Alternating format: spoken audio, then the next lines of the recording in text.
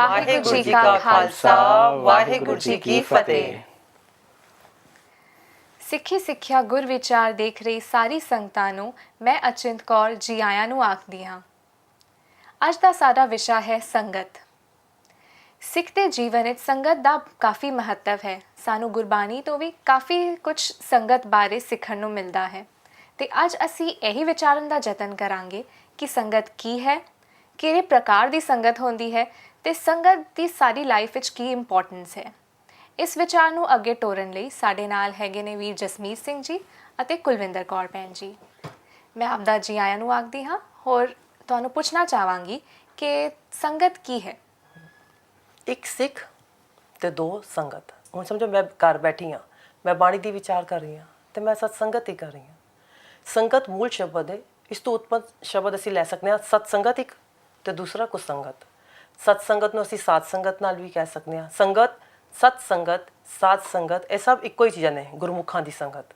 ਦੂਸਰੇ ਪਾਸੇ ਕੁਸੰਗਤ, ਮਨਮੁਖਾਂ ਦੀ ਸੰਗਤ, ਸਾਕਤ ਦੀ ਸੰਗਤ, ਮੂਰਖ ਦੀ ਸੰਗਤ, ਉਹ ਵੀ ਸਮਝੋ ਤੁਸੀਂ ਇੱਕ ਸਾਈਡ ਵੱਲ ਲੈ ਸਕਦੇ ਹੋ। ਮਤਲਬ ਦੋ ਗਰੁੱਪਸ ਬਣਾ ਲਓ, ਇੱਕ ਸਤਸੰਗਤ ਦੇ ਤੇ ਇੱਕ ਕੁਸੰਗਤ ਦੇ। ਤੇ ਸਾਨੂੰ ਬਾਣੀ ਵਿੱਚ ਸਤਸੰਗਤ ਕਰਨ ਨੂੰ ਦੱਸਿਆ ਹੈ। ਰਹਿਰਾਸ ਸਾਹਿਬ ਵਿੱਚ ਪੰਕਤੀ ਆਉਂਦੀ ਹੈ, ਸਤਸੰਗਤ ਮਿਲੇ ਸੋ ਤਰਿਆ। ਤੇ ਇਸ ਕਰਕੇ ਸਾਨੂੰ ਸੱਚ ਦੀ ਸੰਗਤ ਕਰਨ ਦੀ ਹਿਦਾਇਤ ਦਿੱਤੀ ਹੋਈ ਹੈ ਗੁਰੂ ਗ੍ਰੰਥ ਸਾਹਿਬ ਵਿੱਚ। ਜਿਵੇਂ ਇਹਨਾਂ ਨੇ ਜ਼ਿਕਰ ਕੀਤਾ ਜੋ ਸਾਡੀ ਪੰਥਕ ਮਰਿਆਦਾ ਹੈ, ਉਹਦੇ ਵਿੱਚ ਵੀ ਸ਼ਬਦ ਵਰਤੇ ਗਏ ਨੇ, ਸਾਧ ਸੰਗਤ ਦੇ ਜੋੜ ਮੇਲ ਦੇ ਅਸਥਾਨ ਭਾਵ ਗੁਰਦੁਆਰਾ। ਮਨੁੱਖ ਬਾਹਰੀ ਤੌਰ 'ਤੇ ਅਨੇਕ ਚੀਜ਼ਾਂ ਦਾ ਪ੍ਰਭਾਵ ਆਪਣੀ ਜ਼ਿੰਦਗੀ ਦੇ ਵਿੱਚ ਕਬੂਲਦਾ ਹੈ। ਆਪਣੇ ਮਾਂ ਪਿਓ ਦਾ, ਜਦੋਂ ਉਹਦੀ ਐਜੂਕੇਸ਼ਨ ਹੋ ਰਹੀ ਹੈ ਉਧਰ ਦਾ, ਆਪਣੀ ਸੁਸਾਇਟੀ ਦਾ, ਆਪਣੇ ਫਰੈਂਡ ਸਰਕਲ ਦਾ, ਇਹਨਾਂ ਸਾਰਿਆਂ ਦਾ ਪ੍ਰਭਾਵ ਇੱਕ ਮਨੁੱਖ ਦੀ ਜ਼ਿੰਦਗੀ ਦੇ ਉੱਤੇ ਪੈਂਦਾ ਹੈ। ਪਰ ਸੰਗਤ, ਜਿਸ ਤਰ੍ਹਾਂ ਤੁਸੀਂ ਆਰੰਭ ਵਿੱਚ ਜ਼ਿਕਰ ਕੀਤਾ ਕਿ ਸੰਗਤ ਦੀ ਗੁਰੂ ਗ੍ਰੰਥ ਸਾਹਿਬ ਦੀ ਬਾਣੀ ਅੰਦਰ ਬੜੀ ਮਹਾਨਤਾ ਹੈ, ਤੇ ਮੈਂ ਇੱਕ ਬੇਨਤੀ ਕਰਾਂ, ਜਿਹੜੀ ਚੀਜ਼ ਦੀ ਮਹਾਨਤਾ ਹੋਏ, ਜਿਹੜੀ ਚੀਜ਼ ਦੀ ਇੰਪੋਰਟੈਂਸ ਹੋਏ, ਉਸ ਚੀਜ਼ ਨੂੰ ਚੰਗੇ ਤਰੀਕੇ ਨਾਲ ਸਮਝ ਜਾਣਾ ਹੋਰ ਵੀ ਲਾਜ਼ਮੀ ਹੋ ਜਾਂਦਾ ਹੈ। ਨਹੀਂ ਤੇ ਕਿਧਰ ਨਾ ਕਿਧਰ ਅਸੀਂ ਭੁਲੇਖਾ ਖਾ ਜਾਂਦੇ ਹਾਂ। ਜੇ ਅਸੀਂ ਸੰਗਤ ਦੀ ਵਿਚਾਰ ਕਰੀਏ, ਕੀ ਕੇਵਲ ਬੰਦਿਆਂ ਦੇ ਇਕੱਠ ਨੂੰ ਸੰਗਤ ਕਹਾਂਗੇ? ਕਿਸੇ ਕਾਰਨ ਇੱਕ ਬੰਦਾ ਇਕੱਲਾ ਹੈ, ਕੀ ਉਹ ਫਿਰ ਸੰਗਤ ਤੋਂ ਵਾਂਝਾ ਰਹਿ ਜਾਏਗਾ? ਇਹ ਨੁਕਤੇ ਸਮਝਣੇ ਜ਼ਰੂਰੀ ਨੇ, ਕਿਉਂਕਿ ਇੱਕ ਪਾਸੇ ਆ ਰਿਹਾ ਮੇਰੇ ਮਾਧੋ ਜੀ ਸਤ ਸੰਗਤ ਮਿਲੇ ਸੋ ਤਰਿਆ, ਪਰ ਦੂਜੇ ਪਾਸੇ ਇਹ ਵੀ ਆ ਰਿਹਾ ਕਬੀਰ ਸਾਕਤ ਸੰਗ ਨਾ ਕੀਜੀਏ। ਹੁਣ ਸੋਚਣਾ, ਕਬੀਰ ਸਾਹਿਬ ਕਹਿ ਰਹੇ ਨੇ ਸਾਕਤ ਸੰਗ ਨਾ ਕੀਜੀਏ, ਪਰ ਗੁਰੂ ਨਾਨਕ ਪਿਤਾ ਮਹਾਰਾਜ ਆਪ ਸੱਜਣ ਜੋ ਠੱਗੀਆਂ ਕਰਦਾ ਉਹਦੇ ਕੋਲ ਜਾ ਰਹੇ ਨੇ। ਇਸ ਕਰਕੇ ਸੰਗਤ ਦਾ ਮਤਲਬ ਕੀ ਹੈ ਇਹ ਸਮਝਣਾ ਜ਼ਰੂਰੀ ਹੈ। ਸੰਗਤ ਉਹ ਅਸਰ ਹੈ ਜੋ ਮਨੁੱਖ ਦੇ ਮਨ ਨੇ, ਮਨੁੱਖ ਦੀ ਸੁਰਤ ਨੇ, ਮਨੁੱਖ ਦੇ ਦਿਮਾਗ ਨੇ ਕਬੂਲ ਲਿਆ। ਉਸ ਅਸਰ ਸਦਕਾ ਮਨੁੱਖ ਦੇ ਜੀਵਨ ਦੀ ਕਾਢਤ ਹੋਈ, ਉਹਦੇ ਅਨੁਸਾਰ ਮਨੁੱਖ ਦਾ ਸੁਭਾਅ ਬਣਿਆ। ਜੋ ਮਨੁੱਖ ਦਾ ਸੁਭਾਅ ਬਣਿਆ, ਉਸ ਸੁਭਾਅ ਦੇ ਅਨੁਸਾਰ ਮਨੁੱਖ ਨੇ ਕਰਮ ਕੀਤੇ। ਗੁਰੂ ਨਾਨਕ ਸਾਹਿਬ ਸੱਜਣ ਕੋਲ ਜਾਂਦੇ ਨੇ, ਉਹਨੇ ਪੁਕਾਰ ਨਹੀਂ ਕੀਤੀ ਗੁਰੂ ਨਾਨਕ ਸਾਹਿਬ ਨੂੰ, ਉਹ ਬਾਹਰੀ ਤੌਰ 'ਤੇ ਸੱਜਣ ਬਣੇ, ਉਹਨੇ ਧਰਮਸ਼ਾਲਾ ਵੀ ਤਿਆਰ ਕਰਵਾਈ ਹੈ, ਪਰ ਅਸਲ ਦੇ ਵਿੱਚ ਅੰਦਰੋਂ ਠੱਗ ਹੈ, ਲੋਕਾਂ ਨੂੰ ਮਾਰਦਾ ਹੈ, ਲੋਕਾਂ ਨੂੰ ਲੁੱਟਦਾ ਹੈ। ਗੁਰੂ ਨਾਨਕ ਸਾਹਿਬ ਸੱਜਣ ਕੋਲ ਜਾਂਦੇ ਨੇ, ਨਾਲ ਭਾਈ ਮਰਦਾਨਾ ਜੀ ਨੇ। ਗੁਰੂ ਨਾਨਕ ਸਾਹਿਬ ਕਹਿੰਦੇ ਨੇ ਭਾਈ ਮਰਦਾਨਾ ਰਬਾਬ ਛੇੜ ਕਰਤੇ ਦੀ ਸਿਫਤ ਕਰੀਏ। ਸ਼ਬਦ ਪੜ੍ਹੇ ਉਹਨੇ, ਉਜਲ ਕੇ ਹਾਂ ਚਿਲਕਣਾ ਕੋਟਿਮ ਕਾਲੜੀ ਮਸ, ਧੋਤਿਆਂ ਝੂਠ ਨਾ ਉਤਰੇ, ਜੇ ਸੋ ਧੋਵਾਂ ਤਿਸ। ਇੱਕ ਕਹਿਦਾ ਪੰਡ ਹੈ, ਬਾਹਰੀ ਤੌਰ ਤੇ ਜਿੰਨਾ ਧੋਣਾ ਧੋ ਲੋ, ਬਾਹਰੋਂ ਚਮਕੇਗਾ, ਫਿਰ ਅੰਦਰ ਹੱਥ ਮਾਰੋ ਕਾਲਕ। ਸੱਜਣ ਸਮਝ ਗਿਆ, ਉਜਲ ਕੇਹਾਂ ਚਿਲਕਣਾ ਕੋਟਿਮ ਕਾਲੜੀ ਮਸ, ਧੋਤਿਆਂ ਝੂਠ ਨਾ ਉਤਰੇ, ਜੇ ਸੋ ਧੋਵਾਂ ਤਿਸ। ਸੱਜਣ ਸੇਈ ਨਾਲ ਮੈਂ ਚਲਦਿਆਂ ਨਾਲ ਚੱਲ। ਸੱਜਣ ਸਮਝ ਗਿਆ ਗੁਰੂ ਨਾਨਕ ਸਾਹਿਬ ਕਿਹਦੇ ਭਾਂਡੇ ਦੀ ਬਾਤ ਨਹੀਂ ਕਰ ਰਹੇ, ਗੱਲ ਤੇ ਮੇਰੀ ਕੀਤੀ ਜਾ ਰਹੀ ਹੈ। ਜਦੋਂ ਅਸੀਂ ਬਾਣੀ ਇਸ ਢੰਗ ਨਾਲ ਪੜ੍ਹਨੀ ਸ਼ੁਰੂ ਕਰ ਦਿੱਤੀ ਕਿ ਗੁਰੂ ਸਾਹਿਬ ਮੇਰੇ ਅਵਗੁਣਾਂ ਦੀ ਬਾਤ ਕਰ ਰਹੇ ਨੇ, ਆਪਣੇ ਆਪ ਦੇ ਗੱਲ ਟੁਕਾ ਕੇ ਮੈਂ ਅਵਗੁਣ ਭਰਪੂਰ ਸਰੀਰ ਹੈ, ਜਦੋਂ ਅਸੀਂ ਸੋਚਣਾ ਸ਼ੁਰੂ ਕੀਤਾ ਕਿ ਮੇਰੇ ਅੰਦਰ ਕਿਹੜੇ ਕਿਹੜੇ ਅਵਗੁਣ ਨੇ, ਮੈਨੂੰ ਨਹੀਂ ਲੱਗਦਾ ਅਸੀਂ 101 ਅਖੰਡ ਪਾਠ ਕਰ ਸਕੀਏ। ਮੈਨੂੰ ਨਹੀਂ ਲੱਗਦਾ ਕਿ ਅਸੀਂ 101 ਸੁਖਮਨੀ ਸਾਹਿਬ 101 ਅਖੰਡ ਪਾਠ ਕਰ ਸਕੀਏ।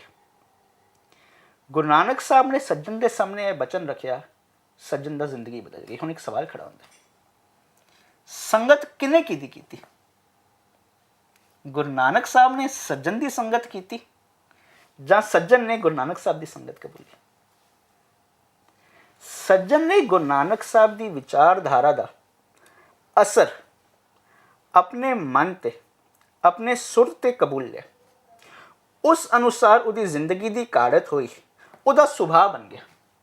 ਜਿਵੇਂ ਉਹਦਾ ਸੁਭਾਅ ਬਣਿਆ ਉਹਦੇ ਕਰਮ ਬਦਲ ਗਏ। ਇਹ ਸੰਗਤ ਦਾ ਅਸਰ ਹੈ। ਜਦੋਂ ਸਾਡੀ ਜ਼ਿੰਦਗੀ ਦੇ ਵਿੱਚ ਅਸੀਂ ਕੋਈ ਅਸਰ ਕਬੂਲਾਂਗੇ, ਮੇਰੇ ਮਾਧੋ ਜੀ, ਸਤ ਸੰਗਤ, ਜਦੋਂ ਅਸੀਂ ਗੁਰੂ ਦੀ ਵਿਚਾਰ ਦੀ ਉਸ ਸੱਚ ਦੀ ਸੰਗਤ ਕੀਤੀ, ਸੋ ਤਰਿਆ ਇੱਕ ਗਮਲਾ ਹੈ, ਉਹਨੂੰ ਪਾਣੀ ਨਾ ਮਿਲਿਆ, ਉਹ ਸੁੱਕ ਗਿਆ। ਉਹਦੇ ਵਿੱਚ ਇੱਕ ਬਾਲਟੀ ਭਰ ਕੇ ਪਾਣੀ ਪਾਈ, ਫਿਰ ਹਰਾ ਭਰਿਆ। ਮਨੁੱਖ ਦਾ ਜੀਵਨ ਜੋ ਸੁੱਕ ਗਿਆ, ਜੀਵਨ 'ਚੋਂ ਉਹ ਖੇੜਾ, ਉਹ ਚਾਅ, ਉਹ ਆਨੰਦ ਨਿਕਲ ਗਿਆ। ਜਦੋਂ ਉਹਨੇ ਸੱਚ ਦੀ ਵਿਚਾਰ ਦੀ ਸੰਗਤ ਕੀਤੀ, ਸੋ ਤਰਿਆ, ਜੀਵਨ 'ਚ ਫਿਰ ਹਰਿਆਵਲ ਆ ਗਈ। ਪਰ ਹਾਂ, ਕਬੀਰ ਸਾਕਤ ਸੰਗ ਨਾ ਕੀਜੀਏ। ਉਹਨਾਂ ਅਵਗੁਣਾ ਦੀ ਇਹ ਗੱਲ ਬਿਲਕੁਲ ਠੀਕ ਹੈ ਕਿ ਬਾਹਰੀ ਤੌਰ ਤੇ ਇੱਕ ਮਨੁੱਖ ਇਕੱਲਾ ਕੁਝ ਨਹੀਂ ਕਰ ਸਕਦਾ। ਜੇ ਸੁਸਾਇਟੀ ਵਿੱਚ ਵੀ ਕੁਝ ਚੇਂਜ ਕਰਨਾ ਹੈ ਤੇ ਇੱਕ ਸੰਗਤ ਦੀ, ਇੱਕ ਬਾਹਰੀ ਤੌਰ ਤੇ ਇਕੱਠ ਦੀ ਜ਼ਰੂਰਤ ਹੈ। ਪਰ ਜਦੋਂ ਕਬੀਰ ਸਾਹਿਬ ਕਹਿ ਰਹੇ ਨੇ ਸਾਕਤ ਸੰਗ ਨਾ ਕੀਜੀਏ, ਕਿ ਅਸੀਂ ਇੱਕ ਕਿਸੇ ਨੂੰ ਡਿਫਾਈਨ ਕਰ ਦीजिए ਕਿ ਇਹ ਬੰਦਾ ਸਾਕਤ ਹੈ, ਮੈਂ ਤੇ ਕੋਲ ਨਹੀਂ ਜਾਣਾ, ਨਹੀਂ। ਸਾਕਤ ਸੰਗ ਨਾ ਕੀਜੀਏ ਭਾਵ ਉਹ ਜੋ ਮਾੜੇ ਅਵਗੁਣ ਨੇ ਉਹਨਾਂ ਦਾ ਸੰਗ ਤੂੰ ਨਾ ਕਬੂਲ। ਪਰ ਅਸੀਂ ਇਹੋ ਜਿਹੀ ਜਦੋਂ ਕਹਾਂਗੇ ਨਾ ਕਿ ਸਾਕਤ ਸੰਗ ਨਾ ਕੀਜੀਏ, ਇਹ ਕਾਰਨ ਹੈ ਜਦੋਂ ਕੇਸਾਂ ਦੇ ਸੈਮੀਨਾਰ ਹੋਣਗੇ ਨਾ, ਤੇ ਜਿਹੜੇ ਪਤਿਤ ਨੇ ਅਸੀਂ ਉਹਨਾਂ ਨੂੰ ਪਿੱਛੇ ਰੱਖਦੇ ਹਾਂ। ਨਹੀਂ, ਪਿਆਰ ਨਾਲ ਉਹਨਾਂ ਨੂੰ ਨਾਲ ਲੈ ਕੇ ਆਈਏ, ਉਹਨਾਂ ਨੂੰ ਸਿਸਟਮ ਵਿੱਚ ਲੈ ਕੇ ਆਈਏ, ਉਹਨਾਂ ਨੂੰ ਦੱਸੀਏ ਕੇਸਾਂ ਦੀ ਕੀ ਮਹੱਤਵ ਹੈ। ਫਿਰ ਆਪੇ ਉਹਨਾਂ ਦੀ ਮਹੱਤਵ ਸਮਝ ਕੇ ਜਦੋਂ ਉਹਨਾਂ ਨੇ ਸੱਚ ਦੀ ਸੰਗਤ ਕਰ ਲਈ, ਉਹਨਾਂ ਨੂੰ ਸਮਝ ਆ ਗਿਆ, ਜੀਵਨ ਬਦਲੇਗਾ। ਕਬੀਰ ਸਾਕਤ ਸੰਗ ਨਾ ਕੀਜੀਏ, ਅਵਗੁਣਾ ਦੀ ਸੰਗਤ ਨਾ ਕਰ, ਦੂਰੇ ਜਾਈਏ ਭਾਗ, ਬਾਸਨ ਕਾਰੋ ਪਰਸੀਏ ਤੋ ਕਿਛ ਲਾਗੇ ਦਾ। ਤੋ ਕਿਛ ਲਾਗੇ ਦਾ। ਇੱਕ ਕਾਲਾ ਭਾਂਡਾ, ਉਹਦੇ ਨੂੰ ਸਾਡਾ ਚਿੱਟਾ ਕੱਪੜਾ ਛੂ ਜਾਏ, ਕਾਲੇ ਭਾਂਡੇ ਨੂੰ ਕੁਝ ਨਹੀਂ ਹੋਣਾ। ਅਸਰ ਸਾਡੇ ਚਿੱਟੇ ਕੱਪੜੇ ਨੂੰ ਪੈਣਾ। ਇਹ ਸੰਗਤ ਦੀ ਮਹੱਤਵ ਹੈ ਭਲਿਆ ਪੁਰਖਾ। ਸੰਗਤ ਕਰਨੀ ਹੈ ਸੱਚ ਦੀ ਵਿਚਾਰ ਦੀ ਕਰ, ਸੰਗਤ ਕਰਨੀ ਹੈ ਗੁਣਾ ਦੀ ਕਰ। ਇਸੇ ਲਈ ਕਿਹਾ ਸੱਜਣ ਸਹੀ ਨਾਲ ਨੇ, ਉਹ ਗੁਣ ਤੇਰੇ ਅਸਲ ਮਿੱਤਰ ਨੇ, ਜਿਨ੍ਹਾਂ ਦੀ ਸੰਗਤ ਤੂੰ ਜਦ ਕੀਤੀ, ਚੱਲਿਆ ਨਾਲ ਚੱਲਣ। ਜਿੱਥੇ ਲੇਖਾ ਮੰਗੀਏ, ਜਦੋਂ ਜ਼ਿੰਦਗੀ ਦੇ ਵਿੱਚ ਜਿਸ ਕੋਨੇ ਵਿੱਚ ਤੋਂ ਹੋਏਗਾ, ਤੈਨੂੰ ਉਹਨਾਂ ਗੁਣਾਂ ਦੀ ਵਰਤੋਂ ਦੀ ਲੋੜ ਪਈ, ਉਹ ਗੁਣ ਤੇਰੇ ਨਾਲ ਖਲੋਣਗੇ। ਇਹ ਹੈ ਸੱਚ ਦੀ ਸੰਗਤ ਕਰਨ ਦਾ ਅਸਰ। ਤਾਂ ਹੀ ਕਬੀਰ ਜੀ ਨੇ ਵੀ ਸ਼ਬਦ ਕਿਹਾ ਨਾ ਕਿ ਬਿਗੜਿਓ ਕਬੀਰਾ ਰਾਮ ਦੁਹਾਈ, ਸਾਚ ਪਿਓ ਅਨ ਕਤੇ ਨਾ ਜਾਈ। इथे विगड़ रहे हो तो पाप विगड़ गया नहीं है, उसे चेंज आ गया, ट्रांसफॉर्म हो गया। इतने ट्रांसफॉर्मेशन की गल हो रही है। तो पहला उन्होंने पता लिया कि गंगा कै संग सलिता बिगड़ी, सो सलिता गंगा होई निभरी। कि गंगा की संगत जो सलिता नदी ने की थी, तो वो नदी सलिता भी गंगा का रूप हो गई, ऐसी संगत करके। फिर दूसरा एग्जाम्पल उन्होंने लिया कि तरवर के संग चंदन कै संग तरवर बिगड़ियो, सो तरवर चंदन होए निभरियो। कि जदों चंदन की संगत एक रुख ने की, तो वह रुख चंदन के नाल रह रहा कि उस भी चंदन की सुगंध आनी शुरू हो गई, सिर्फ एक नू छोड़ के। किसनू? बांस नू। क्योंकि कबीर जी ने क्या किया कि बांस बढ़ाई बूढ़िया, यूं मत बूढ़ो कोए, चंदन क्या निकटे बसे, बांस सुगंध ना होए। अगर असी हंकारी होके गुरु दे नाल रहांगे तो साडे विच कोई ट्रांसफॉर्मेशन, कोई चेंजिस नहीं आनी। तो इस करके फिर क्या कहते हैं, चंदन कै संग तरवर बिगड़ियो, सो तरवर चंदन होए निभरियो। फिर कहते पारस के संग तांबा बिगड़ियो, तांबा पाव कॉपर, सो तांबा कंचन होए निभरियो। हुण जदों तांबे ने पारस की छो लई, तो तांबा के बन गया, सोना बन गया। तो उहदे च भी चेंजिस आ गई। फिर कबीर जी कहते संतन संग कबीरा बिगड़ियो। इत्थे संग संगत की गल आ गई। संतन संग कबीरा बिगड़ियो, सो कबीर रामे होए निभरियो। सानू भी कबीर जी वांग संगत करनी है कि साडे जीवन विच भी चेंजिस आ जाए। ਤੁਸੀਂ ਬੜਾ ਅੱਛਾ ਵਿਚਾਰ ਦੱਸਿਆ ਕਿ ਸੰਗਤ ਸਿਰਫ ਇੱਕ ਬੰਦੇ ਦੀ ਸੰਗਤ ਨਹੀਂ ਹੈ, ਸੰਗਤ ਇੱਕ ਅਸਰ ਹੈ ਜੋ ਸਾਡੀ ਜ਼ਿੰਦਗੀ 'ਚ ਹੁੰਦਾ ਹੈ। ਬਿਲਕੁਲ ਠੀਕ। ਤੇ ਬੰਦੇ ਨੂੰ ਸਤ ਸੰਗਤ ਕਿਵੇਂ ਕਰਨੀ ਹੈ ਉਸ ਦੇ ਬਾਰੇ ਕੁਝ ਦੱਸੋ ਸਾਨੂੰ। ਹਾਂ, ਜਿਸ ਤਰ੍ਹਾਂ ਕਈ ਵਾਰੀ ਅਸੀਂ ਗੁਰਦੁਆਰੇ 'ਚ ਜਾਂਦੇ ਹਾਂ ਤੇ ਅਸੀਂ ਆਪਣਾ ਗਰੁੱਪਸ ਬਣਾ ਕੇ ਗੱਲਾਂ ਕਰਨੇ ਬੈਠ ਜਾਂਦੇ ਹਾਂ, ਕੋਈ ਸੁਣਦਾ ਹੀ ਨਹੀਂ। ਕਰਨੀ ਤੇ ਸੰਗਤ ਸਾਨੂੰ ਜਾ ਕੇ ਬਾਣੀ ਦੀ ਸੀ, ਮਗਰ ਉਸ ਪਾਸੇ ਵੱਲ ਸਾਡਾ ਬਿਲਕੁਲ ਧਿਆਨ ਨਹੀਂ ਹੁੰਦਾ। ਫਿਰ ਅਸੀਂ ਦੂਸਰਿਆਂ ਦੇ ਕੱਪੜੇ ਦੇਖਦੇ ਰਹਾਂਗੇ, ਫਿਰ ਇਹ ਸੋਚਦੇ ਰਹਾਂਗੇ ਇਤਨੀ ਦੇਰ ਨਾਲ ਕਿਉਂ ਆਇਆ, ਮੈਂ ਤੇ 8 ਵਜੇ ਦੀ 7-6 ਵਜੇ ਦੀ ਆ ਕੇ ਬੈਠੀ ਹਾਂ, 8 ਵਜੇ ਕਿਉਂ ਆਇਆ ਭੋਗ ਦੇ ਵੇਲੇ। ਜਾਂ ਫਿਰ ਇਹ ਸੋਚਦੇ ਰਹਾਂਗੇ ਅੱਜ ਕਿਉਂ ਨਹੀਂ ਆਇਆ। ਜਾਂ ਫਿਰ ਸੋਚਾਂਗੇ ਇਹ ਕੱਲ ਵਾਲੇ ਹੀ ਕੱਪੜੇ ਪਾ ਕੇ ਆਇਆ ਹੈ। ਮਤਲਬ ਕਈ ਵਾਰ ਇਹ ਇਸ ਤਰ੍ਹਾਂ ਹੁੰਦਾ ਕਿ ਅਸੀਂ ਸੰਗਤ ਵਿੱਚ ਵੀ ਬੈਠ ਕੇ ਤੇ ਸੰਗਤ ਤੋਂ ਕੁਝ ਉਹਦਾ ਲਾਭ ਨਹੀਂ ਉਠਾਉਂਦੇ ਹਾਂ, ਇਸ ਤਰ੍ਹਾਂ ਹੀ ਆਪਣਾ ਜੀਵਨ ਦਾ ਸਮੇਂ ਅਜਾਈਂ ਗਵਾ ਕੇ ਆ ਜਾਂਦੇ ਹਾਂ। ਸੰਗਤ ਕਿਸ ਤਰ੍ਹਾਂ ਕਰਨੀ ਚਾਹੀਦੀ ਹੈ? ਇੱਕ ਸ਼ਬਦ ਹੈ ਗੁਰੂ ਗ੍ਰੰਥ ਸਾਹਿਬ ਵਿੱਚ, ਉਹ ਹੈ ਸ਼ਬਦ ਹੈ, ਤੁਮ ਚੰਦਨ ਹਮ ਇਰੰਡ ਬਾਪੁਰੇ ਸੰਗ ਤੁਮਾਰੇ ਬਾਸਾ ਨੀਚ ਰੂਖ ਤੇ ਊਚ ਪਏ ਹੈ ਗੰਧ ਸੁਗੰਧ ਨਿਵਾਸਾ। ਚੰਦਨ ਦਾ ਤੇ ਤੁਹਾਨੂੰ ਪਤਾ ਹੈ ਸੈਂਡਲਵੁੱਡ, ਇਰੰਡ ਕਹਿੰਦੇ ਕੈਸਟਰ ਆਇਲ ਪਲਾਂਟ ਦਾ। ਕਹਿੰਦੇ ਤੁਮ ਚੰਦਨ, ਕਿ ਗੁਰੂ ਜੀ ਕਹਿੰਦੇ ਕਿ ਤੁਸੀਂ ਚੰਦਨ ਹੋ, ਹਮ ਇਰੰਡ ਬਾਪਰੇ, ਮੈਂ ਤੇ ਕੈਸਟਰ ਆਇਲ ਦਾ ਪਲਾਂਟ ਆ, ਸੰਗ ਤੁਮਾਰੇ ਵਾਸਾ, ਹੁਣ ਮੇਰਾ ਤੇਰੇ ਨਾਲ ਸੰਗਤ ਹੋ ਗਿਆ, ਤੇਰੇ ਨਾਲ ਮੇਰਾ ਵਾਸਾ ਹੋ ਗਿਆ, ਤੇ ਫਿਰ ਕੀ ਹੋਇਆ? ਨੀਚ ਰੂਖ ਤੇ ਊਂਚ ਪਿਆ, ਮੈਂ ਵੀ ਕੈਸਟਰ ਆਇਲ ਤੋਂ ਫਿਰ ਹੁਣ ਉੱਚਾ ਹੋ ਗਿਆ ਵਾਂ। ਗੰਧ, ਮੇਰੇ ਅੰਦਰ ਜੋ ਪੈਰੀ ਗੰਧ ਸੀ ਉਸਦੇ ਬਦਲੇ ਗੰਧ ਸੁਗੰਧ ਨਿਵਾਸਾ, ਸੁਗੰਧ ਦਾ ਵਾਸ ਹੋ ਗਿਆ। ਫਿਰ ਅੱਗੇ ਕਹਿੰਦੇ ਮਾਧੋ ਸਤਸੰਗਤ ਸ਼ਰਨ ਤੁਮਾਰੀ ਹਮ ਔਗੁਣ ਤੁਮ ਉਪਕਾਰੀ। ਫਿਰ ਕਹਿੰਦੇ ਤੁਮ ਮਕਤੂਲ ਸਪੇਦ ਸਪੀਅਲ ਹਮ ਬਪੂਰੇ ਜਸਕੀਰਾ ਸਤ ਸੰਗਤ ਮਿਲ ਰਹੀ ਹੈ ਮਾਧੋ ਜੈਸੇ ਮਧੁਪ ਮਕੀਰਾ। ਕਿ ਸਤ ਸੰਗਤ ਕਿਸ ਤਰ੍ਹਾਂ ਸਾਨੂੰ ਬੈਠਣਾ ਚਾਹੀਦਾ ਹੈ, ਕਿਸ ਤਰ੍ਹਾਂ ਮਧੂਮੱਖੀ ਦੇ ਛੱਤੇ ਨੂੰ ਦੇਖੋ ਕਿਸ ਤਰ੍ਹਾਂ ਚਿਪਕ ਕੇ ਬੈਠਦੀਆਂ ਨੇ, ਉਹਨਾਂ ਦਾ ਧਿਆਨ ਬਿਲਕੁਲ ਇੱਥੇ ਉੱਥੇ ਨਹੀਂ ਹੁੰਦਾ ਕਿ ਕੌਣ ਆਂਦਾ ਹੈ ਕੌਣ ਜਾਂਦਾ ਹੈ, ਕੁਝ ਨਹੀਂ, ਸਿਰਫ ਉਹਨਾਂ ਦਾ ਮੇਨ ਪਰਪਸ ਕਿਵੇਂ ਕਿ ਹਨੀ ਦਾ ਉਹ ਜੂਸ ਲੈਣਾ ਹੈ। ਤੇ ਉਸੇ ਤਰ੍ਹਾਂ ਸਾਨੂੰ ਦੱਸਣਾ ਕਿ ਸਤ ਸੰਗਤ ਮਿਲ ਰਹੀ ਹੈ ਮਾਧੋ ਜੈਸੇ ਮਧੁਪ ਮਕੀਰਾ। ਤੇ ਕਿ ਸਾਨੂੰ ਇੱਕਦਮ ਧਿਆਨ ਨਾਲ ਬਾਣੀ ਦੀ ਸੰਗਤ, ਅਗਰ ਗੁਰਦੁਆਰੇ ਗਏ ਹਾਂ ਤੇ ਉਹ ਟਾਈਮ ਅਸੀਂ ਵੇਸਟ ਨਾ ਕਰਕੇ ਆ ਜਾਈਏ, ਸੰਗਤ ਕਰਕੇ ਉੱਥੋਂ ਦੀ ਕੁਝ ਸਿੱਖ ਕੇ ਤੇ ਆਪਣੀ ਜੀਵਨ ਵਿੱਚ ਅਪਣਾਉਣ ਦੀ ਕੋਸ਼ਿਸ਼ ਕਰੀਏ। ਬਿਲਕੁਲ। ਤੇ ਤੁਸੀਂ ਦੱਸਿਆ ਸੀ ਕਿ ਸੰਗਤ ਦੋ ਤਰ੍ਹਾਂ ਦੀ ਹੁੰਦੀ ਹੈ, ਇੱਕ ਹੈ ਸਤ ਸੰਗਤ, ਦੂਜਾ ਹੈ ਕੁਸੰਗਤ। ਤੇ ਸਤ ਸੰਗਤ ਕਰਨ ਦਾ ਕੀ ਲਾਭ ਹੁੰਦਾ ਹੈ, ਕੁਸੰਗਤ ਕਰਨ ਦੇ ਕੀ ਨੈਗੇਟਿਵ ਇੰਪੈਕਟ ਹੁੰਦਾ ਹੈ, ਉਸ ਬਾਰੇ ਥੋੜਾ ਚਾਨਣ ਪਾਓ। ਭਾਈ ਗੁਰਦਾਸ ਜਿਨ੍ਹਾਂ ਨੇ ਗੁਰੂ ਗ੍ਰੰਥ ਸਾਹਿਬ ਦੀ ਬਾਣੀ ਦੀ ਵਿਆਖਿਆ ਕੀਤੀ, ਉਹ ਇੱਕ ਬੜੀ ਪਿਆਰੀ ਉਦਾਹਰਨ ਦੇ ਕੇ, 3 ਉਦਾਹਰਨਾਂ ਦੇ ਕੇ ਭਾਈ ਗੁਰਦਾਸ ਇਸ ਗੱਲ ਨੂੰ ਸਮਝਾਉਂਦੇ ਨੇ। ਭਾਈ ਗੁਰਦਾਸ ਕਹਿੰਦੇ ਨੇ, ਕਾਹੂ ਦਿਸ਼ਾ ਕੇ ਪਵਨ ਗਵਨ ਕੇ ਬਰਖਾ, ਇੱਕ ਪਾਸਿਓਂ ਹਵਾ ਆਈ ਬੱਦਲ ਲੈ ਆਈ। ਮਨੁੱਖ ਦੇ ਜੀਵਨ ਦੇ ਵਿੱਚ ਖੇੜਾ ਆਇਆ ਕਿ ਹੁਣ ਮੈਨੂੰ ਗਰਮੀ ਤੋਂ ਛੁਟਕਾਰਾ ਮਿਲੇਗਾ, ਹੁਣ ਫਸਲ ਤਿਆਰ ਹੋਏਗੀ।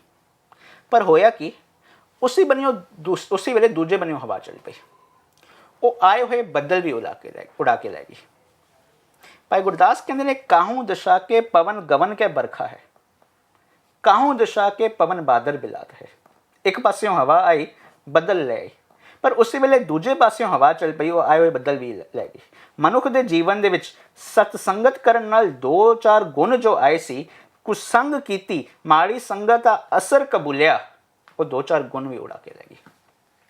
ਦੂਜੀ ਉਦਾਹਰਨ ਭਾਈ ਗੁਰਦਾਸ ਦਿੰਦੇ ਨੇ, ਕਾਹੂ ਜਲਪਾਨ ਕੀਏ ਰਹਿਤ ਅਰੋਗ ਦੇਈ। ਜਿੱਧਰ ਪਾਣੀ ਮਨੁੱਖ ਦੀ ਪਿਆਸ ਬੁਝਾਉਂਦਾ, ਉਧਰ ਉਹ ਪਾਣੀ ਮਨੁੱਖ ਨੂੰ ਤੰਦਰੁਸਤ ਰੱਖਣ ਲਈ ਉਹਨੂੰ ਅਨੇਕ ਪ੍ਰਕਾਰ ਦੀ ਬਿਮਾਰੀਆਂ ਤੋਂ ਵੀ ਬਚਾਉਂਦਾ। ਪਰ ਜੇ ਉਸ ਪਾਣੀ ਨੇ ਕੁਝ ਗਲਤ ਚੀਜ਼ ਦਾ ਸੰਗ ਕਰ ਲਿਆ, ਉਸ ਪਾਣੀ ਦੇ ਵਿੱਚ ਕੁਝ ਮਿਲਾ ਦਿੱਤਾ ਗਿਆ ਤੇ ਉਹ ਪਾਣੀ ਮਨੁੱਖ ਪੀ ਗਿਆ, ਤੇ ਹੂਬਹੂ ਉਹੀ ਪਾਣੀ ਜੋ ਮਨੁੱਖ ਦੀ ਪਿਆਸ ਬੁਝਾਉਂਦਾ ਹੈ, ਮਨੁੱਖ ਦੇ ਸਰੀਰ ਨੂੰ ਅਰੋਗ ਰੱਖਦਾ, ਉਹ ਪਾਣੀ ਮਨੁੱਖ ਦੀ ਬਿਮਾਰੀ ਦਾ ਕਾਰਨ ਬਣ ਜਾਂਦਾ ਹੈ। ਕਾਹੂ ਜਲਪਾਨ ਕੀਏ ਰਹਿਤ ਅਰੋਗ ਦੇਹੀ, ਪਰ ਕਾਹੂ ਜਲਪਾਨ ਵਿਆਪੇ ਬ੍ਰਿਥਾ ਬਿਲਾਤ ਹੈ। ਤੀਜੀ ਉਦਾਹਰਨ ਭਾਈ ਗੁਰਦਾਸ ਦਿੰਦੇ ਨੇ, ਕਾਹੂ ਗ੍ਰਹਿ ਕੀ ਅਗਨ ਪਾਕ ਸਾਕ ਸਿੱਧ ਕਰੇ। ਅੱਗ ਹੈ, ਉਹ ਇੱਕ ਚੰਗੇ ਤਰੀਕੇ ਨਾਲ ਉਹਨੂੰ ਸੰਗਤ ਮਿਲੀ, ਉਹ ਸਿਲੰਡਰ ਦੇ ਰੂਪ ਵਿੱਚ, ਪਾਈਪ ਦੇ ਰੂਪ ਵਿੱਚ ਸਾਡੇ ਘਰ ਦੇ ਕਿਚਨ ਤੱਕ ਪਹੁੰਚੀ। ਉਹਨੇ ਅਨੇਕ ਪ੍ਰਕਾਰ ਦੇ ਭੋਜਨ ਬਣਾਉਣ ਦੇ ਵਿੱਚ ਮਦਦ ਸਾਬਿਤ ਕੀਤੀ, ਮਨੁੱਖ ਦੀ ਪੇਟ ਦੀ ਭੁੱਖ ਉਹਨੇ ਬੁਝਾਈ। ਪਰ ਉਸ ਅੱਗ ਨੇ ਇੱਕ ਵਾਈਲਡ ਫਾਇਰ ਦਾ ਰੂਪ ਲੈ ਲਿਆ, ਉਹਨੂੰ ਚੰਗੀ ਸੰਗਤ ਨਾ ਮਿਲੀ। ਕਾਹੂ ਗ੍ਰਹਿ ਕੀ ਅਗਨ ਪਾਕ ਸਾਕ ਸਿੱਧ ਕਰੇ, ਸਤਸੰਗਤ ਸੀ, ਉਹਨੇ ਅਨੇਕ ਚੀਜ਼ਾਂ ਦੀ ਪੂਰਤੀ ਕੀਤੀ, ਪਰ ਕਾਹੂ ਗ੍ਰਹਿ ਕੀ ਅਗਨ ਪਵਨ ਜਲਾਤੇ, ਉਹ ਵਾਈਲਡ ਫਾਇਰ ਸੀ ਜਿਹਨੇ ਸਭ ਕੁਝ ਜਲਾ ਕੇ ਬਰਬਾਦ ਕਰਤਾ। ਇਹ 3 ਉਦਾਹਰਨਾਂ ਦੇ ਕੇ ਭਾਈ ਗੁਰਦਾਸ ਅੰਤ ਵਿੱਚ ਨਿਚੋੜ ਕਰਦੇ ਨੇ, ਕਾਹੂ ਕੀ ਸੰਗਤ ਮਿਲ ਜੀਵਨ ਮੁਕਤ ਹੋਏ। ਜਦੋਂ ਸੱਚ ਦੀ ਵਿਚਾਰ ਕੀਤੀ, ਉਹਦਾ ਸੰਗ ਕੀਤਾ, ਉਹਦਾ ਅਸਰ ਕਬੂਲਿਆ, ਮਨੁੱਖ ਦੇ ਜੀਵਨ 'ਚ ਵਹਿਮ ਭਰਮ ਪਖੰਡ ਕਰਮਕਾਂਡ ਲਾਲਚ ਈਰਖਾ ਇਹਨਾਂ ਚੀਜ਼ਾਂ ਤੋਂ ਮੁਕਤੀ ਮਿਲੀ, ਤੇ ਹੋਇਆ ਕਿ ਜਿੰਦੇ ਜੀ ਮਨੁੱਖ ਬੰਧਨਾਂ ਤੋਂ ਮੁਕਤ ਹੋ ਗਿਆ। ਮਰਨ ਤੋਂ ਬਾਅਦ ਬੰਧਨਾਂ ਦੀ ਬਾਤ ਨਹੀਂ, ਜਿੰਦੇ ਜੀ ਮਨੁੱਖ ਬੰਧਨਾਂ ਤੋਂ ਮੁਕਤ ਹੋ ਗਿਆ। ਹੁਣ ਜੀਵਨ 'ਚ ਲਾਲਚ ਮੁੱਕ ਗਿਆ, ਦਾਜ ਪ੍ਰਥਾ ਦਾ ਨਾਮੋ ਨਿਸ਼ਾਨ ਸਮਾਜ ਤੋਂ ਦੂਰ ਹੋ ਗਿਆ, ਕਾਮ ਜੀਵਨ ਦੇ ਵਿੱਚ ਕੰਟਰੋਲ ਵਿੱਚ ਆ ਗਿਆ। ਜੋ ਅੱਜ ਸਮਾਜ ਦੇ ਵਿੱਚ ਰੇਪਸ ਦੀ ਮੋਲੈਸਟੇਸ਼ਨ ਦੀ ਪਰੇਸ਼ਾਨੀਆਂ ਨੇ, ਉਹ ਸਾਰੀਆਂ ਹੱਲ ਹੋ ਗਈਆਂ, ਜਿੰਦੇ ਜੀ ਬੰਧਨਾਂ ਤੋਂ ਮੁਕਤੀ ਹੋ ਗਈ। ਕਾਹੂ ਕੀ ਸੰਗਤ ਮਿਲ ਜੀਵਨ ਮੁਕਤ ਹੋਏ, ਪਰ ਹਾਂ ਕਾਹੂ ਕੀ ਸੰਗਤ, ਜੇ ਗਲਤ ਸੰਗਤ ਦਾ ਅਸਰ ਕਬੂਲ ਰਿਹਾ ਤੇ ਫਿਰ ਜੰਮਪੁਰ ਜਾਤ ਹੈ। ਇਹ ਜੰਮ ਮਰਨ ਤੋਂ ਬਾਅਦ ਕੋਈ ਜੰਮ ਦੀ ਬਾਤ ਨਹੀਂ ਕਰ ਰਹੀ। ਗੁਰੂ ਗ੍ਰੰਥ ਸਾਹਿਬ ਦੀ ਬਾਣੀ ਕਹਿੰਦੀ ਹੈ ਅਵਰ ਪੰਚ ਹਮ ਏਕ ਜਨਾ। ਇੱਕ ਬੜੀ ਅਜੀਬ ਜੀ ਲੜਾਈ ਹੈ। ਇੱਕ ਬੰਨੇ ਪੰਜ, ਕਾਮ ਕ੍ਰੋਧ ਲੋਭ ਮੋਹ ਅਹੰਕਾਰ, ਇੱਕ ਬੰਨੇ ਮੈਂ ਕੱਲਾ। ਅਵਰ ਪੰਜ, ਉਹ ਪੰਜ, ਹਮ ਏਕ ਜਨਾ। ਕਿਉਂ ਰੱਖੋ ਘਰ ਬਾਰ ਬਣਾ, ਮੈਂ ਆਪਣੇ ਸਰੀਰ ਨੂੰ ਕਿਵੇਂ ਬਚਾਵਾਂ? ਉਹ ਪੰਜ ਮੈਨੂੰ ਲੁੱਟਦੇ ਪਏ ਨੇ ਤੇ ਮੈਂ ਕੱਲਾ ਵਾਂ। ਅਵਰ ਪੰਚ ਹਮ ਏਕ ਜਨਾ, ਕਿਉਂ ਰੱਖੋ ਘਰ ਬਾਰ ਬਣਾ। ਤੇ ਉਹ ਕਰਦੇ ਕੀ ਨੇ? ਮਾਰੇ, ਆਤਮਕ ਮੌਤ ਮਾਰਦੇ ਨੇ। ਲੁੱਟਦੇ ਕਿਸ ਨਾਲ ਨੇ? ਜੀਵਨ ਦੇ ਵਿੱਚ ਜਿਸ ਵੇਲੇ ਕ੍ਰੋਧ ਆ ਗਿਆ, ਮਿੱਠੂ ਬੋਲ ਰਿਹਾ, ਸੁਭਾਅ ਲੁੱਟਿਆ ਜਾਣਾ। ਜਿਸ ਵੇਲੇ ਕ੍ਰੋਧ ਆ ਗਿਆ, ਦਇਆ ਲੁੱਟੀ ਜਾਣੀ ਹੈ। ਮਾਰੇ, ਲੁੱਟੇ, ਨੀਤ ਨਿਤਾ ਪ੍ਰਤੀ ਮਾਰਦੇ ਨੇ, ਨਿਤਾ ਪ੍ਰਤੀ ਲੁੱਟਦੇ ਨੇ। ਕਿਸ ਆਗਿਆ ਕਰੀ ਪੁਕਾਰ ਜਨਾ। ਫਿਰ ਉੱਤਰ ਦਿੱਤਾ ਸ਼੍ਰੀ ਰਾਮ ਨਾਮਾ। ਇੱਕ ਕੰਮ ਕਰ, ਇੱਕ ਰਮੇ ਹੋਏ ਪਰਮਾਤਮਾ ਦਾ ਨਾਮ, ਉਹਦੀ ਹੋਂਦ, ਉਹਦੇ ਗੁਣ ਜੀਵਨ ਦੇ ਵਿੱਚ ਧਾਰਨ ਕਰ। ਸ਼੍ਰੀ ਰਾਮ ਨਾਮਾ ਉਚਰ ਮਨਾ। ਆਗਿਆ ਜਮ ਦਲ ਬਿਖਮ ਗਨਾ। ਕਿਹੜਾ ਜਮ ਦਲ? ਜੋ ਆਰੰਭ ਵਿੱਚ ਜ਼ਿਕਰ ਕੀਤਾ, ਅਵਰ ਪੰਚ ਹਮ ਏਕ ਜਨਾ। ਜਦੋਂ ਤੂੰ ਸੱਚ ਦੀ ਸੰਗਤ ਕੀਤੀ ਤੂੰ ਜਿੰਦੇ ਜੀ ਮੁਕਤ ਹੋ ਗਿਆ। ਤੁਸੀਂ ਸਵਾਲ ਇਹ ਸੀ ਤੁਹਾਡਾ ਕਿ ਸੰਗਤ ਤੇ ਕੁਸੰਗਤ ਦਾ ਫਰਕ ਕੀ ਹੈ ਮਨੁੱਖ ਦੇ ਜੀਵਨ ਵਿੱਚ। ਜਦੋਂ ਸੱਚ ਦੀ ਸੰਗਤ ਕੀਤੀ ਤੂੰ ਜਿੰਦੇ ਜੀ ਮੁਕਤ ਹੋ ਗਿਆ। ਕੋਈ ਟੈਨਸ਼ਨ ਨਹੀਂ, ਕੋਈ ਚਿੰਤਾ ਨਹੀਂ, ਕੋਈ ਫਿਕਰ ਨਹੀਂ। ਪਰ ਜਦੋਂ ਤੂੰ ਕੁਸੰਗ ਕੀਤੀ, ਮੇਰੇ ਜੰਮਪੁਰ ਜਾਤ ਹੈ, ਤੂੰ ਜਿੰਦੇ ਜੀ ਵਿਕਾਰਾਂ ਦੇ ਜੰਮਾਂ ਵਿੱਚ ਫਸਿਆ ਗਿਆ। ਇਤਿਹਾਸ 'ਚ ਵੀ ਅਸੀਂ ਐਗਜ਼ਾਮਪਲ ਲੈ ਸਕਦੇ ਹਾਂ ਭਾਈ ਬਿਧੀ ਚੰਦ ਜੀ ਦਾ।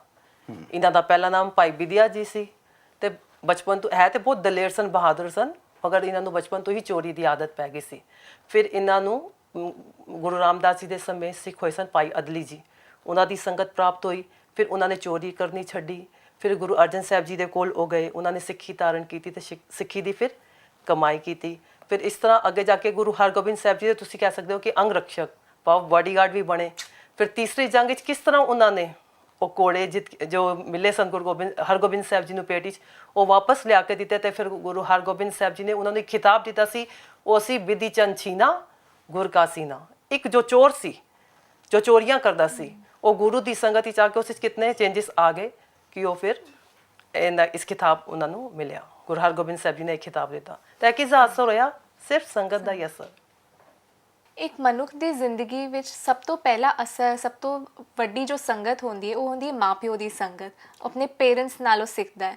ਤੇ ਜੇਕਰ ਉਸਦੇ ਘਰ ਵਿੱਚ ਇਸ ਤਰ੍ਹਾਂ ਦਾ ਮਾਹੌਲ ਹੋਏ ਕਿ ਉਸਨੂੰ ਸੰਗਤ ਇਸ ਤਰ੍ਹਾਂ ਦੀ ਮਿਲ ਰਹੀ ਹੈ, ਉਸਦੇ ਪਿਤਾ ਜੀ ਅਗਰ ਉਸਨੂੰ ਕਹਿੰਦੇ ਨੇ ਕਿ ਫੋਨ ਆਇਆ ਤੂੰ ਝੂਠ ਬੋਲਦੇ, ਮੈਂ ਘਰ 'ਚ ਨਹੀਂ ਆ, ਜਾਂ ਫਿਰ ਉਹ ਚੀਟਿੰਗ ਕਰਕੇ ਆਏ ਤੇ ਉਸਦੀ ਮਾਂ ਉਸਨੂੰ ਹੈ ਕਿ ਸ਼ਾਬਾਸ਼ੀ ਦੇ ਕਿ ਅੱਛਾ ਤੂੰ ਜ਼ਿਆਦਾ ਨੰਬਰ ਲੈ ਆਇਆ ਹੈ, ਤੇ ਉਸ ਸੰਗਤ ਦਾ ਉਸਦੇ ਮਨ 'ਚ ਕੀ ਅਸਰ ਪਏਗਾ ਅੱਗੇ ਜਾ ਕੇ, ਉਸ ਬਾਰੇ ਥੋੜਾ ਚਾਨਣਾ ਪਾਓ। ਹਾਂ, ਅਸਰ ਤੇ ਜੋ ਅਸਲੀਅਤ ਹੈ ਉਹ ਤੇ ਬੁਰਾ ਹੀ ਹੋਣਾ ਹੈ। ਹੁਣ ਅਸੀਂ ਇਹ ਨਾ ਸੋਚੀਏ ਕਿ ਮਤਲਬ ਇੱਕ ਮਾਪਿਓ ਦਾ ਹੀ ਸਭ ਦਾ ਅਸਰ ਬੱਚੇ ਦੀ ਸੰਗਤ ਤੇ ਪੈਂਦਾ। ਮਤਲਬ ਬੱਚਾ, ਤੁਸੀਂ ਦੇਖੋ ਅੱਜ ਕੱਲ੍ਹ ਜੋ ਸਭ ਤੋਂ ਜ਼ਿਆਦਾ ਸੰਗਤ ਅੱਜ ਦੇਖੋ ਛੋਟਾ ਬੱਚਾ ਕਿਸ ਦੀ ਕਰ ਰਿਹਾ ਮੇਰੇ ਖਿਆਲ ਨਾਲ? ਟੀਵੀ ਦੀ, ਹਾਂਜੀ, ਮੋਬਾਈਲ ਦੀ। ਤੁਸੀਂ 2-2 3-3 ਸਾਲ ਦੇ ਬੱਚਿਆਂ ਦੇ ਦੇਖੋ ਆਦਿ 'ਚ ਉਹਨਾਂ ਨੂੰ ਸਭ ਕੁਝ ਪਤਾ ਹੈ। ਤੇ ਉਹ ਇਹ ਵੀ ਇੱਕ ਸੰਗਤ ਹੈ। ਅਸੀਂ ਇਹ ਨਾ ਸੋਚੀਏ ਕਿ ਅਸੀਂ ਬੱਚਾ ਟੀਵੀ ਦੇਖ ਰਿਹਾ ਤੇ ਉਸ ਨੂੰ ਕੁਝ ਗਲਤ ਚੀਜ਼ਾਂ ਨਹੀਂ ਮਿਲ ਰਹੀਆਂ। ਬੱਚਾ ਟੀਵੀ ਦੇਖ ਕੇ ਵੀ ਗਲਤ ਚੀਜ਼ਾਂ ਲੈ ਸਕਦਾ ਹੈ, ਸਿਰਫ ਆਪਣੇ ਮਾਪਿਓ ਤੋਂ ਜਾਂ ਆਪਣੇ ਟੀਚਰਸ ਤੋਂ ਜਾਂ ਗੁਆਂਢ ਤੋਂ ਨਹੀਂ, ਬਾਕੀ ਹੋਰ ਬਹੁਤ ਸਾਰੀਆਂ ਜਗ੍ਹਾ ਤੋਂ ਬੱਚਾ ਗਲਤ ਚੀਜ਼ਾਂ ਲੈ ਲੈਂਦਾ। ਹੁਣ ਇੱਕ ਮੈਂ ਤੁਹਾਨੂੰ ਭਾਈ ਗੁਰਦਾਸ ਜੀ ਦੀ ਵਾਰ ਤੁਹਾਡੇ ਨਾਲ ਮੈਂ ਸ਼ੇਅਰ ਕਰਾਂਗੀ ਇਸ ਬਾਰੇ ਕਿ ਮੂਰਖ ਦੀ ਸੰਗਤ ਦਾ ਕੀ ਅਸਰ ਹੁੰਦਾ ਹੈ। ਤੇ ਭਾਈ ਗੁਰਦਾਸ ਜੀ ਕੀ ਕਹਿੰਦੇ, ਠੰਡੇ ਖੂਹੋਂ ਨਹਾਏ ਕੇ ਪੱਗ ਵਿਸਾਰ ਆਇਆ ਸਿਰ ਨੰਗੇ। ਕਿ ਠੰਡੇ ਦਿਨਾਂ 'ਚ ਖੂਹ ਤੇ ਇੱਕ ਮਨੁੱਖ ਨਹਾਉਣ ਗਿਆ ਸੀ, ਉਹ ਨਹਾਉਣ ਤੋਂ ਬਾਅਦ ਆਪਣੀ ਪੱਗ ਉੱਥੇ ਹੀ ਭੁੱਲ ਕੇ ਸਿਰ ਨੰਗੇ ਘਰ ਆ ਗਿਆ। ਤੇ ਪਹਿਲੇ ਜ਼ਮਾਨੇ 'ਚ ਕੀ ਹੁੰਦਾ ਸੀ, ਜਦੋਂ ਕੋਈ ਆਦਮੀ ਇਸ ਤਰ੍ਹਾਂ ਸਿਰ ਨੰਗੇ ਘਰ ਆਉਂਦਾ ਸੀ ਨਾ, ਤੇ ਅੱਜ ਕੱਲ੍ਹ ਤੇ ਦੇਖੋ ਦਸਤਾਰ ਦੀ ਮਹਾਨਤਾ ਅਸੀਂ ਸਮਝਦੇ ਹੀ ਨਹੀਂ ਆ। ਉਸ ਸਮੇਂ ਕੀ ਹੁੰਦਾ ਸੀ ਕਿ ਇਸ ਤਰ੍ਹਾਂ ਹੁੰਦਾ ਸੀ ਕਿ ਘਰ ਦਾ ਕੋਈ ਮਰ ਗਿਆ, ਤੇ ਇਸ ਕਰਕੇ ਜੋ ਘਰ ਦਾ ਵੱਡਾ ਹੁੰਦਾ ਸੀ ਉਹ ਦਸਤਾਰ ਸਿਰ ਤੋਂ ਉਤਾਰ ਦਿੰਦਾ ਸੀ। ਤੇ ਜਦੋਂ ਉਹ ਦਸਤਾਰ ਉਤਾਰ ਕੇ ਆ ਰਿਹਾ ਸੀ ਘਰ ਵਾਪਸ, ਘਰ ਵਿੱਚ ਰੰਨਾਂ ਕਮਲੀਆਂ ਤੁਸੀਂ ਲੀਤੀ ਦੇਖ ਕੁਟੰਗੇ। ਜਿਹੜੀਆਂ ਘਰ ਦੀਆਂ ਇਸਤਰੀ ਸਨ, ਉਹਨਾਂ ਨੇ ਦੇਖਿਆ ਕਿ ਸੋਹਰਾ ਆਂਦਾ ਪਿਆ ਨਾ ਕੇ, ਤੇ ਉਹਨਾਂ ਨੇ ਦੇਖਿਆ ਕਿ ਭਈ ਪਾਪਾ ਜੀ ਦੇ ਸਿਰ ਤੇ ਤਾਂ ਦਸਤਾਰ ਹੀ ਨਹੀਂ ਹੈ। ਤੇ ਉਹਨਾਂ ਨੇ ਫਿਰ ਰੋਣਾ ਪਿੱਟਣਾ ਸ਼ੁਰੂ ਕਰ ਦਿੱਤਾ। ਉਹਨਾਂ ਨੇ ਕੀ ਸਮਝਿਆ ਕਿ ਕੋਈ ਮਰ ਗਿਆ, ਕਿਸੇ ਦੀ ਡੈਥ ਹੋ ਗਿਆ, ਇਸ ਕਰਕੇ ਉਹ ਦਸਤਾਰ ਭੁੱਲ ਆਏ ਨੇ। ਫਿਰ ਰੰਨਾਂ ਦੇਖ ਪਿਟੰਦੀਆਂ ਤਾਹਾਂ ਮਾਰੇ ਹੋਏ ਨਿਸੰਗੇ। ਜਦੋਂ ਉਹਨਾਂ ਦੇ ਘਰ ਦੇ ਹੋਰ ਜਿਹੜੇ ਬੱਚੇ ਸਨ, ਜੋ ਹੋਰ ਥੋੜ੍ਹੇ ਬਹੁਤ ਜੈਂਟਸ ਘਰ ਸਨ, ਉਹਨਾਂ ਨੇ ਦੇਖਿਆ ਕਿ ਰੰਨਾਂ ਪਿੱਟਦੀਆਂ ਪਿਆ, ਉਹਨਾਂ ਨੇ ਵੀ ਨਾਲ ਰੋਣਾ ਪਿੱਟਣਾ ਸ਼ੁਰੂ ਕਰ ਦਿੱਤਾ ਕਿ ਕੋਈ ਮਰ ਗਿਆ, ਕੋਈ ਮਰ ਗਿਆ। ਜਦ ਉਹਨਾਂ ਦੀ ਆਵਾਜ਼ ਆਣੀ ਸ਼ੁਰੂ ਹੋ ਗਈ ਤੇ ਆਂਢ ਗੁਆਂਢ ਦੇ ਲੋਕ ਵੀ ਆ ਗਏ। ਫਿਰ ਕੀ ਹੋਇਆ, ਲੋਕ ਸਿਆਪੇ ਆਇਆ ਨਾਰੀ ਪੁਰਸ਼ ਜੁੜੇ ਲੈ ਪੰਗੇ। ਪੰਗੇ ਪਾ ਪੰਗਤ ਬਣਾ ਕੇ ਲੋਕੀ ਪੰਗਤ आना शुरू हो गया कि बड़ा अफसोस है जी, बड़ा अफसोस है जी। फिर इतने नू नायन आ गई। नायन पुछदी पिटदियां किस दे नाए अलाणी अंगे। अलाणी कहंदे ने शोकमय गीत नू। पुराने जमाने 'ਚ ਜਦੋਂ ਕੋਈ ਕਿਸੇ ਦੀ ਡੈਥ ਹੁੰਦੀ ਸੀ ਤੇ ਨਾਇਣਾ ਆ ਕੇ ਰੋਣਾ ਪਿਟਣਾ ਕਰਦੀਆਂ ਸਨ ਉਸ ਮਰੇ ਪ੍ਰਾਣੀ ਦਾ ਨਾਮ ਲੈ ਕੇ, ਔਰ ਉਸਦੇ ਮਤਲਬ ਉਹ ਸ਼ੁਭ ਗੁਣ ਉਸ 'ਚ ਗਾਉਂਦੀਆਂ ਸਨ, ਉਸਨੂੰ ਅਲਾਣੀਆਂ ਕਹਿੰਦੇ ਸਨ। ਹੁਣ ਆ ਕੇ ਪੁੱਛਣ ਕਿ ਇਸ ਆਂਗਣ 'ਚ ਅੰਗੇ ਤੋਂ ਭਾਵ ਆਂਗਣ 'ਚ ਹੁਣ ਕਿਸ ਦੇ ਨਾਮ ਦੀ ਅਲਾਣੀ ਅਸੀਂ ਗਾਈਏ ਬੋਲੀਏ। ਤੇ ਉਹਨਾਂ ਨੇ ਫਿਰ ਨੂੰਹ ਨੇ ਉੱਤਰ ਦਿੱਤਾ ਸਹੁਰੇ ਪੁੱਛੇ ਜਾਓ ਕਿ ਮੇਰੇ ਸਹੁਰੇ ਨੂੰ ਜਾ ਕੇ ਪੁੱਛੋ ਕੌਣ ਮੂਆ। ਨੂੰ ਉੱਤਰ ਮੰਗੇ ਕਿ ਦੱਸੋ ਕੌਣ ਮਰਿਆ, ਤੁਸੀਂ ਦਸਤਾਰ ਤੋਂ ਬਿਨਾਂ ਆ ਗਏ ਹੋ। ਤੇ ਬਾਅਦ ਵਿੱਚ ਸਹੁਰੇ ਨੂੰ ਯਾਦ ਆ ਗਿਆ ਕਿ ਮੈਂ ਦਸਤਾਰ ਭੁਲਾਇਆ, ਉਹ ਫਟਾਫਟ ਕੇ ਦਸਤਾਰ ਪਾ ਕੇ ਆ ਗਏ।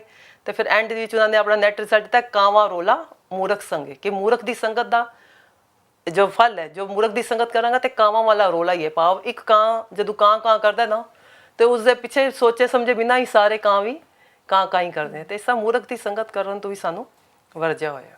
ਗੁਰੂ ਗ੍ਰੰਥ ਸਾਹਿਬ ਦੀ ਬਾਣੀ ਅੰਦਰ ਵੀ ਇਹ ਅਨੇਕ ਪ੍ਰਤੀਕ ਵਰਤੇ ਨੇ। ਕਾਂ ਦਾ ਪ੍ਰਤੀਕ ਵਰਤੇ ਹੈ, ਹੰਸ ਦਾ ਪ੍ਰਤੀਕ ਵਰਤੇ। ਕਾਂ ਜੋ ਅੰਦਰੋਂ ਵੀ ਕਾਲਾ ਹੈ ਤੇ ਬਾਹਰੋਂ ਕਰਮ ਵੀ ਕਾਲੇ ਕਰਦਾ। ਹੰਸ ਇੱਕ ਗੁਰਮੁਖ ਲਈ ਪ੍ਰਤੀਕ ਵਰਤਿਆ। ਕਬੀਰ ਸਾਹਿਬ ਦਾ ਇੱਕ ਬੜਾ ਪਿਆਰਾ ਵਚਨ ਹੈ, ਹੰਸ ਉਡਰ ਕੋਦਰੇ ਪਿਆ ਲੋਕ ਉਡਾਰਨ ਜਾਏ। ਇੱਕ ਹੰਸ ਜਾ ਕੇ ਇੱਕ ਗ੍ਰੇਨਸ ਦੀ ਫੀਲਡ ਵਿੱਚ ਜਾ ਬੈਠਾ, ਲੋਕੀ ਰੋਲਾ ਪੈ ਜਾਣ ਕਿ ਇਹ ਸਾਡੇ ਗ੍ਰੇਨਸ ਖਾ ਜਾਏਗਾ, ਉਹਨੂੰ ਉਡਾਨ ਆਏ। ਹੰਸ ਉਧਰ ਕੋਦਰੇ ਪਿਆ ਲੋਕ ਉਡਾਰਨ ਜਾਏ, ਲੋਕ ਉਹਨੂੰ ਉਡਾਨ ਗਏ। ਪਰ ਗਹਿਲਾ ਲੋਕ ਨਾ ਜਾਣਦਾ, ਉਹਨਾਂ ਨੂੰ ਕਮਲਿਆਂ ਨੂੰ ਇਹ ਨਹੀਂ ਪਤਾ ਹੰਸ ਨਾ ਕੋਦਰਾ ਖਾਏ। ਹੰਸ ਦੀ ਖੁਰਾਕ ਕੋਦਰਾ ਨਹੀਂ ਹੈ। ਹੰਸ ਕੀ ਖਾਂਦਾ ਹੈ? ਹੀਰਾ ਮੋਤੀ ਚੁਗਣਾ ਬਗ ਡੱਡਾ ਪਾਲਣ ਜਾਓ। ਹੰਸ ਦੀ ਖੁਰਾਕ ਮੋਤੀ ਹੈ। ਭਲਿਆ ਪੁਰਖਾ ਗੁਰੂ ਨੇ ਤੈਨੂੰ ਹੰਸ ਬਣਾਇਆ ਸੀ, ਤੇਰੀ ਖੁਰਾਕ ਸ਼ਬਦ ਰੂਪੀ ਮੋਤੀ ਹੈ। ਪਰ ਜੇ ਤੂੰ ਕੁਸੰਗਤ ਵਿੱਚ ਉਲਝਿਆ ਰਹਿ ਗਿਆ, ਕਿਧਰ ਨਾ ਕਿਧਰ ਉਸ ਕੁਸੰਗਤ ਦਾ ਅਸਰ ਤੂੰ ਕਬੂਲਿਆ। ਮੈਂ ਇੱਕ ਉਦਾਹਰਨ ਹੋਰ ਦਿੰਦਾ ਅੱਗੇ ਚਲਾ। ਇੱਕ ਮਨੁੱਖ ਬੈਠਾ ਹੈ, ਉਹਦੇ ਨਾਲ 10 ਬੰਦੇ ਨੇ, ਉਹ 10 ਬੰਦੇ ਸ਼ਰਾਬ ਪੀਂਦੇ ਪਏ ਨੇ। ਇਸ ਮਨੁੱਖ ਨੇ ਉਹ ਅਸਰ ਨਹੀਂ ਕਬੂਲਿਆ। ਉਹਨਾਂ 10 ਬੰਦਿਆਂ ਵਿੱਚੋਂ ਇੱਕ ਬੰਦਾ ਕਹਿੰਦਾ ਅੱਜ ਇਹ ਸੱਜਣ ਸਾਡੇ ਨਾਲ ਆਏ, ਮੇਰਾ ਚਿੱਤ ਨਹੀਂ ਕਰਦਾ ਪਿਆ ਮੇਰੇ ਨਾਲ ਬੈਠਾ ਹੋਇਆ ਮੈਂ ਸ਼ਰਾਬ ਪੀਵਾਂ।